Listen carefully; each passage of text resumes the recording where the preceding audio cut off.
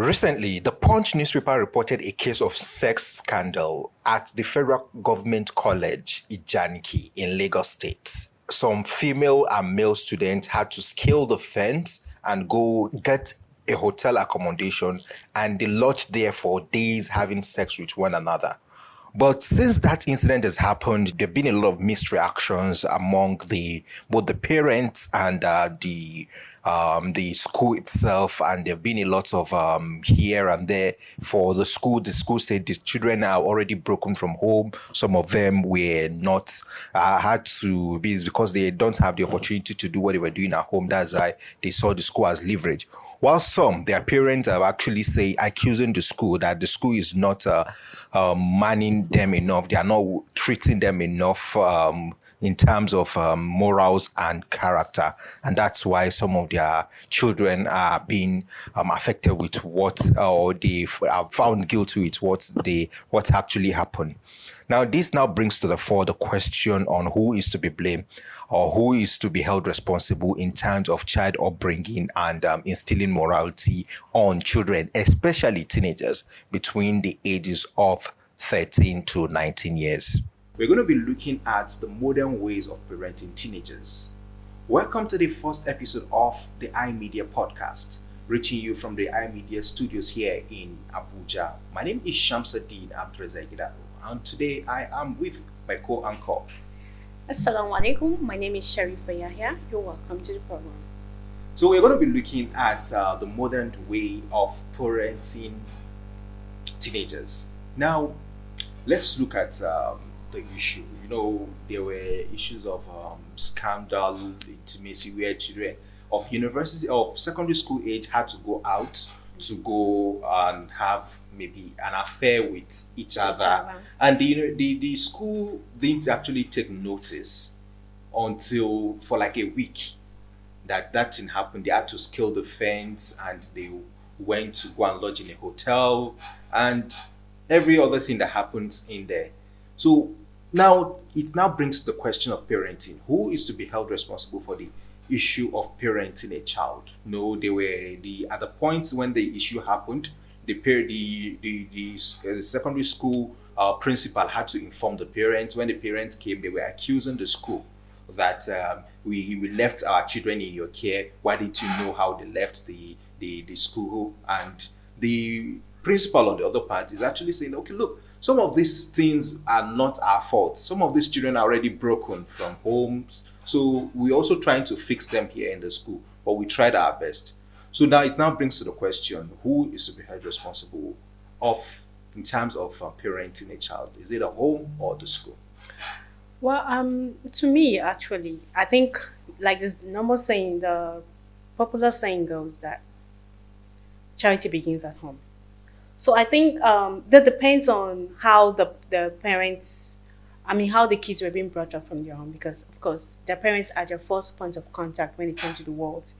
So everything they need to know, the basic thing they need to learn about life, about things around them, the neighborhood, starts from the house. So it depends on how they were brought up, how they were nurtured, and then up to the age they got to, and then up to a certain age before letting them go out to learn other basic educations and all that. So I think it first of all starts from what they have seen at home. Probably they must have maybe gotten an experience of some kind of acts in the house, from the house, or probably from the peer group around their neighborhood. So, of course, unknown to the parents too. So that's it. Now, this brought us to the issue that I actually argued about, and it's the issue of gadgets. One will argue that some of these teenagers might have been exposed to gadgets. Maybe they were exposed to phones, and that they were able to have access to explicit content, and that has actually influenced them to say, okay, fine, now we're not at home. Since it's a boarding school, they might not be able to have the free will to do whatever they want to do inside the school, and that's why they have to scale the fence and go stay and lodge in a hotel for a very long time like that. So I think now, at what age should teenagers should be allowed to own gadgets themselves? Well, I don't think. To me, I don't think that. I don't think there's a particular age at which a child is allowed to own a gadget. But I think the best bet is if at all yes you want to expose your child to having a gadget like a phone or an iPad and all that. I think the best bet for me as a parent is just proper supervision. Yeah, supervise a child on regulating what he watches and how what he subscribes on the internet. So by doing so, you get to mold his experience and then create a mode of conversation between you both. If at all it has to do with television or maybe he has slot in something on TV like a flash drive to watch, after that, you can call him, create an avenue for conversation, ask the child what the child feels about what he or she has watched, and then that you know how the child feels about the society and people around him, or probably the people he has seen in. Yes, and one other way that I also agree with you is the fact that we some smartphones now actually has some features, especially Android phones. You have some parental control that can be activated on the smartphone, and even smart TVs too. You can actually regulate the content that the children watch, because at this time there are contents that might not be healthy enough for children, especially people who are of faith, people who have high moral standard. So they might not want to expose themselves, not to even talk about their young children growing up, to have access to such content. And for me, going back to the issue of parenting and who is to be held responsible, is it the school or the parents? I know growing up, it's more of like everybody can correct you. So when you go out, maybe you misbehave outside. There is a situation whereby maybe somebody who just know your mother will say, no, you did something wrong, and your parents are not like this, and they will actually scold you. Yeah. So, but now it's more of like, leave vam na my pikin is my child. No, don't even touch my. So we are becoming more nuclear, not the extended we used to be, whereby community mold the children growing up. Yeah. So, and these I think is also affecting the way children actually grow, and they don't have some sort of maybe a bit of moral standard. Moral standard. Yes, I agree with you on that because yeah, like just like you said, I think this brings us to comparing this present generation to that of the old generation that passed down duration of our mothers and forefathers, like that, our fathers as well. Let me just use that. Yeah, because parenting then was easier, was smooth because our mothers see their children as the more priority. Then it is known that the father is the only one that goes out to Work. to work and then fend for the family while the mother stay at home and take care of the kids, and then that's why mostly mothers are kids are more closer to their mothers. But in this our 21st century now, I mean, it's a different case because everybody wants to be there. Everybody want to be at the top. Everybody, I mean, I want to work too. I don't want to stay at home. Why did I go to school if my duty is to earn in the kitchen and all that? Yeah. But then fine, nobody is stopping that. But then what we're saying is, even as you do that, create avenue. Always create avenue. Leave work where work is. Whenever you get back from work, create a space to have for your family, especially your children. Know what happened to them in school today. Know who touched them. Know who they met on the way and what they told them. The basic thing there is just create an avenue. Don't be a stiff parent. Don't be loading on your kids all the time. Like if kids want to come to you and like, mommy, I have I can I talk to you? I have something to talk to you about. You're like, no, I'm busy. You're always on your computer system or your phone trying to do what is not supposed to be done in the house. Something you've been doing in the office and then you now brought it home. Those are the things that mostly break home anyway. That's a topic on its own. Yeah, so I actually wanted to say this because one thing that I learned is there is a saying that it takes a village to raise a child.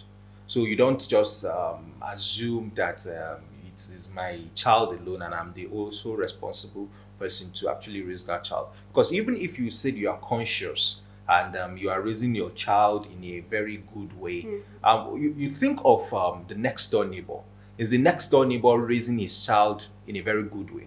Think of the school that your child is going to go to. Is the school, are the classmates that the child is going to meet in school, are they good enough for your for your child or children, as the case may Yeah. be? So you need to look at all this and you have to do your background research very well. If not, you just be like somebody who is pouring water in an empty basket. So the water will not always stay because the basket cannot hold water. So these are some of the issues that parents need to also look at.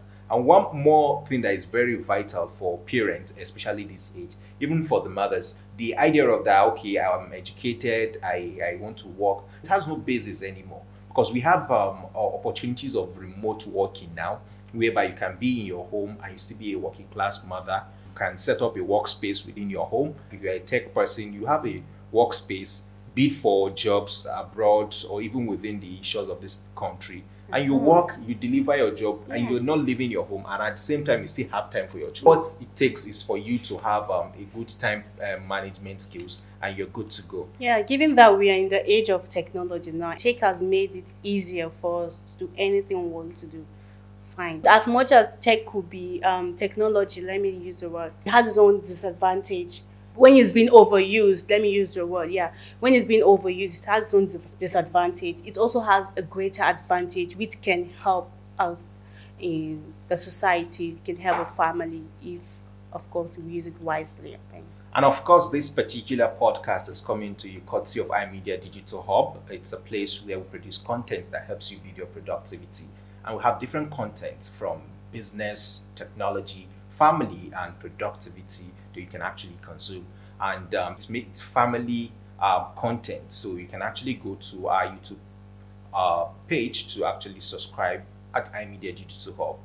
And we also have content for your kids between the age range of 3 to 7. Yeah, we have educational cartoons that will educate your kids, unlike the conventional cartoons we have. So we have Islamic cartoons for kids. We have the Yusuf and Omar series, and we have Omar and Anna.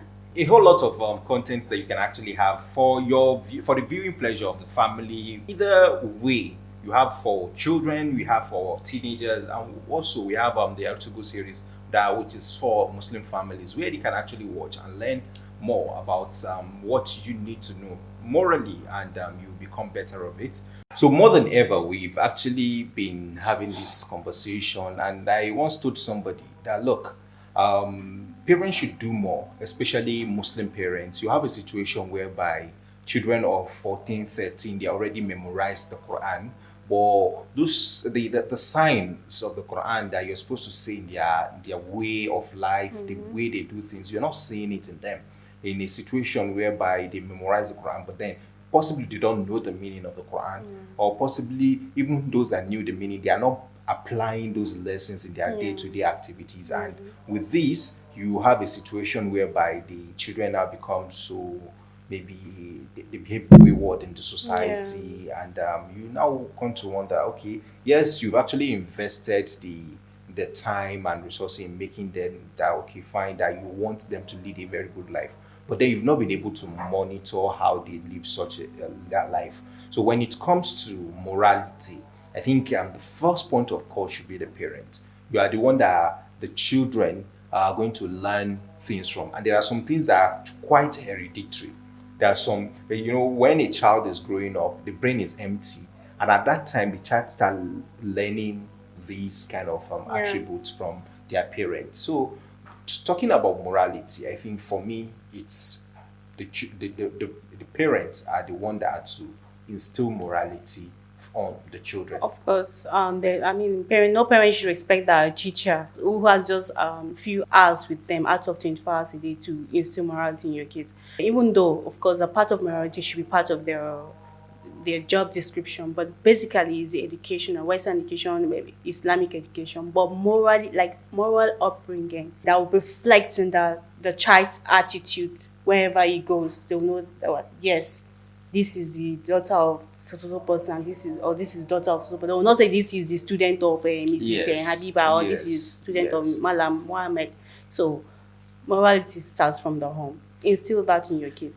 Yes, we actually understand the peculiarity. For me, a situation whereby some people might want to argue that yes, the way they train millennials, that is people born between the ages of 1981 to 1996, and for is different from the way you're going to train Gen Z, that is from 1997 to like 2012, 13. So that the way you train such is totally different, and there's said to be another generation now, which is generation alpha, and these are people that are born from 2015 till date.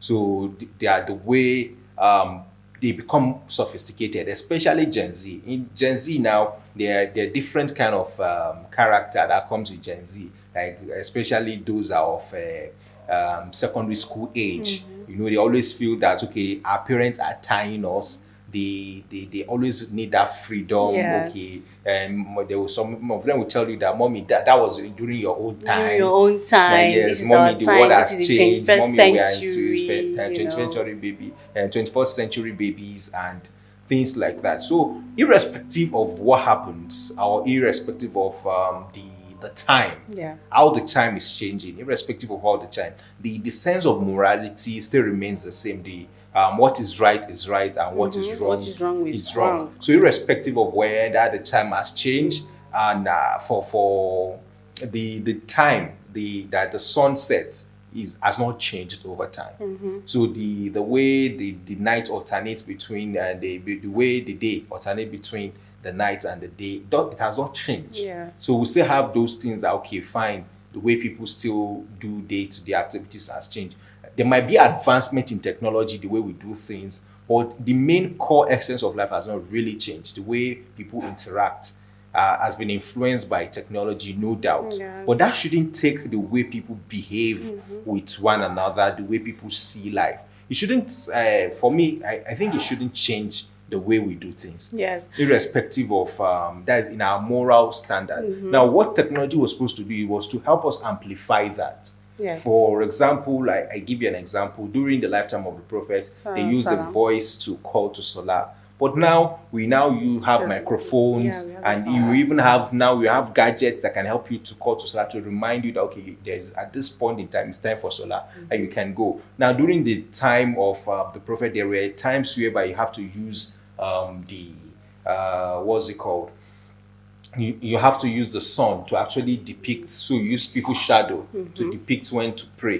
But now you have a situation whereby you don't need to do that. Even with your smartphone, you can easily check the Qibla. Even if you are in the desert, you can do that. So same thing also apply into our families, whereby we don't actually want to say, okay, fine, the mode of parenting has changed, and let me just leave her to do whatever she wants. Let me leave my child. It is their time. Let her go and do whatever she wants. No, there's still that measure of correcting them because they don't have any idea. Everybody needs a mentor. Even people who are of age, they need somebody to guide them, Yeah, to say, to okay, emulate. this is the way you need to do it. This is the way we've tread this path before, and this is how things are. For me, I think morality has not changed, Yeah. irrespective of even if the time has changed. The main core essence of morality has not changed and shouldn't change. Yes. And parents should not sit back and say they are leaving this for the society to actually take the course. Yes, and Shamsuddin, I think that was a good point. But if you agree with me, do you know that even up to this age that we are now, do you know that some kids that when they behave, I mean, their moral upbringing is just what, like it's so superb. You've been wondering if this child is actually in this present generation because they behave like the children that were brought up from those days. And does the credit go to? The parents. Go to the parents. Of course, yes. it goes to the parents. You cannot credit such attitude or such good behavior to the teacher. Of course, the teacher has a role to play, but the major role is that of a parent. Yeah, we're still discussing modern way of parenting. Now, looking at solutions, how do we solve this particular issue? What are the way forward for parents and yes, to actually be able to monitor and actually At least it's not like you trying to restrict them to say don't do this, don't do that. But then ways in which they can actually be able to guide them, putting this age into Yeah, into consideration. consideration. To me, I think this is where we're going to talk about the career woman and then how to manage. Because if you ask most parents now, they'll tell you, me, do I have that time to start? I will come back. I will go to work at 6 o'clock. I have to. I will come back at 8 p.m. I'll be so tired. I'll need to rest. Why do I have the time to go and start checking my kids, what my child watched, or what my child saw surfing the internet? Do I have that time? Please, parents, create time for your kids. You need to create that time for your kids. It's important for your family as a whole. Create that time for your kids. Your children should be a reflection of who you are. If your moral uprightness is fine, it should reflect on your kids. You shouldn't have a good moral upbringing and then see your kids misbehaving on the street. Of course, it won't go down well with you as a parent. Create that time. Let work be where it should be. Of course, then when you get home, have that time for your family. Keep work aside. Concentrate on your kids. Concentrate on what your kids went through for that day. It might not be everyday thing, but you can set out timing. Plan on, okay, this is the day I'll check, or this is the day I'll do this. I have time for this. When you have that set plans, I tell you, we'll have good moral upbringing children in the society. No, for me, I agree with you. And one thing I also want to add is the fact that when it comes to sex education, I always discover that a whole lot of parents normally shy away from it. That's why we have the myth at that time when they will tell you that if a man just touch you, you get pregnant and all that. And people watch the movies every time and they see that, okay, mommy, and they touch this auntie in our area, the auntie did not get pregnant. So they start thinking that, okay, my mommy has lied to me. So even when a guy comes to tell her that, look, this is this, come, let's do something, they fall prey to it because they Yeah. feel that their parents have actually betrayed them or the parent didn't actually tell them what is the truth. So for me, it's actually good to open up to them, educate them that, okay, now at so age, when you're becoming a teenager, that's somebody between the ages of 13 to 19 years of age, your body will start developing, your reproductive organs will actually start coming up. And at this time, these are the things that you will be experiencing. If you do this, these are the repercussions, but then you can still wait. You have time for everything. God sparing you your life, you have more time to actually explore. When you are married, you can actually do this legally without anybody debarring you. So you just focus on your education for now, focus on this for now. These are distractions. Have an heart-to-heart conversation with them. Then you also try as much as possible don't to not expose them to third party who are more of like you tell them scenes that actually can lead to rape. When somebody is actually telling them this, when somebody is telling them that these Yeah. are signs that, okay, maybe this person wants to take advantage of you, you educate them in those lights. And when they now know and they are fully aware that, okay, these are the signs, these are the things that normally lead to this, and you show them love, what you said earlier, showing them love that, okay, yes, my parents love me, and you reiterate it all the time, my daddy loves me. Because some people, why they fall prey to some of these things is because their parents have never told them that Yeah, they love they them. lack it. So they just hear. So a fellow classmate who is in JS1, JS2 tells them, I love you. And the only time she has had I love you is inside the movie. So, and she doesn't know the concept of love. So she believes that, okay, the best way that you can actually show that you love me is by telling me that, or showing me, caressing me, or taking me somewhere. So all those things that actually can actually speak to love, you need to actually tell them, show them, and teach them about it, educate Yes. them about it, so that when they go out, they know the difference between love and maybe infatuation, or it's just maybe this person just want to take advantage of They'll you. be able to know their they'll, wrong they'll be from able to right. know between wrongs and rights, and right. the parents owe it to the children, especially they are teenagers, Yes. as they go they grow old. Yeah, sure. So let me add to that. And truthfully, if you fail to teach your child the basic of sex education, if you shine away from that, feeling maybe they're too young, or they're too young to know that, or you're being shy as a mother or as a father to teach your child the basic of sex education, believe me, someone out there will teach them, and it's going to be in a negative way. That's the truth. So you have to inculcate that habit of letting them know the truth. There is no dilly-dallying around. Tell them the truth. Yes. Call a let's spade call a spade. Yeah. Don't beat around the bush. That way we'll have good moral upbringing children in society. Yes, and one thing for me, I like to end with this, which is I also think that parents owe it to their children the kind of school they take their children to, and the Yeah. kind of environment they allow their children grow up from. So these two things are very, very important beyond the gadgets. Now, the kind of environment you allow your children to grow up from, and also the kind of school you actually put your children into. So those two, at those times, they might not really be able to influence your decisions, but then you owe it to them to give them a better education in a very, very conducive environment of learning.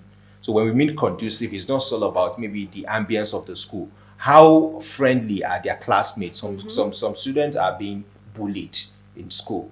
So you need to look at all this, do your findings very well, and be open to suggestions from your discussions with your children. Yeah. And this we will actually be able to go a long way. So your parting shot. My parting shot is I'll just add to what you just saw, the last thing you just said about knowing the school your kids go to. Yeah, fine. Most of us enroll our kids in schools, probably hearing information from neighbors, or probably because my neighbor's child goes to that school, okay, my kids too will go to that school.